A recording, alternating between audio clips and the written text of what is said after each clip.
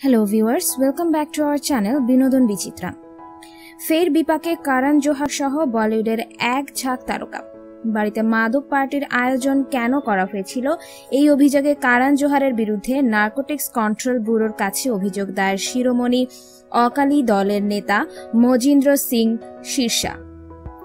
কারণ জোহারের পাশাপাশি দীপিকা পাডুকোন, রণবীর কাপুর, শাহিদ কাপুর, ভিকি কৌশল, অর্জুন কাপুর, মালাইকা আরোরা, বরুণ ধাওয়ানের বিরুদ্ধেও দায়ের করা হয়েছে অভিযোগ। মঙ্গলবার দিল্লিতে হাজির হন মজিন্দ্র সিং শিরসা। এরপর এনসিবির আধিকারিক রাকেশ আস্থানার সঙ্গে দেখা করেন তিনি। রাকেশ আস্থানার সঙ্গে দেখা করার পরই কারণ জোহারের বাড়িতে মাদক পার্টির আয়োজন করা হয় বলে অভিযোগ দায়ের করেন শিরসা। কারণের পাশাপাশি রণবীর কাপুর, দীপিকা পাডুকোনের বিরুদ্ধে অভিযোগ দায়ের করেন শিরোমণি আকালি দলের ওই নেতা। কারণ জোহারের বাড়ির হাউস পার্টিতে যারা ওই দিন হাজির হয়েছিলেন তারা প্রত্যেকে মাদক সেবন করেছিলেন বলে অভিযোগ করেন মজিন্দ্র সিং শিরসা। গত বছর কারণ জোহারের বাড়িতে মাদক পার্টির আয়োজন করা হয়েছে বলে একটি ভিডিও শেয়ার করেন মজিন্দ্র সিং শিরসা।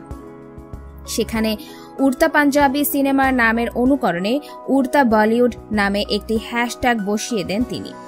যদিও কারণ নিজের বাড়ির ওই পার্টি নিয়ে স্পষ্ট বক্তব্য প্রকাশ করেন। ওই দিন যদি মাদক পার্টির আয়োজন করা হতো তাহলে সেই ভিডিও কোনোভাবেই তিনি প্রকাশ্যে আসতে দিতেন না বলে স্পষ্ট জানান মজিন্দ্র সিং শিরসা।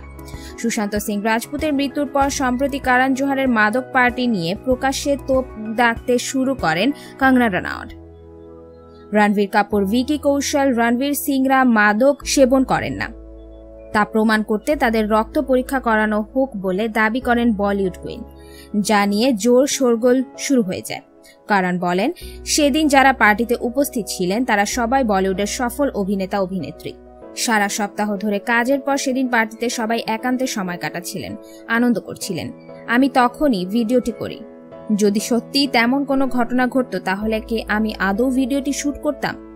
আমি তো বোকা নই। তিনি আরও বলেন, সেই সময় ভিকি সবেমাত্র ডেঙ্গু থেকে সেরে উঠেছিলেন। লেবু দিয়ে গরম জল দেওয়া হচ্ছিল তাকে।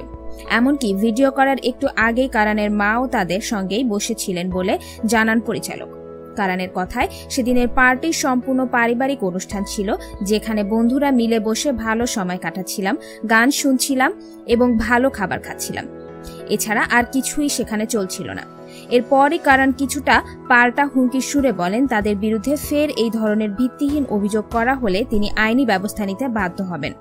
শুধুমাত্র সন্দেহের বশে তাদের খ্যাতি নষ্ট করার অধিকার কারণ নেই বলেও দাবি করেন কারণ। বন্ধুরা, ভিডিওটি ভালো লাগলে লাইক, কমেন্ট এবং সাবস্ক্রাইব করতে ভুলবেন না। ধন্যবাদ।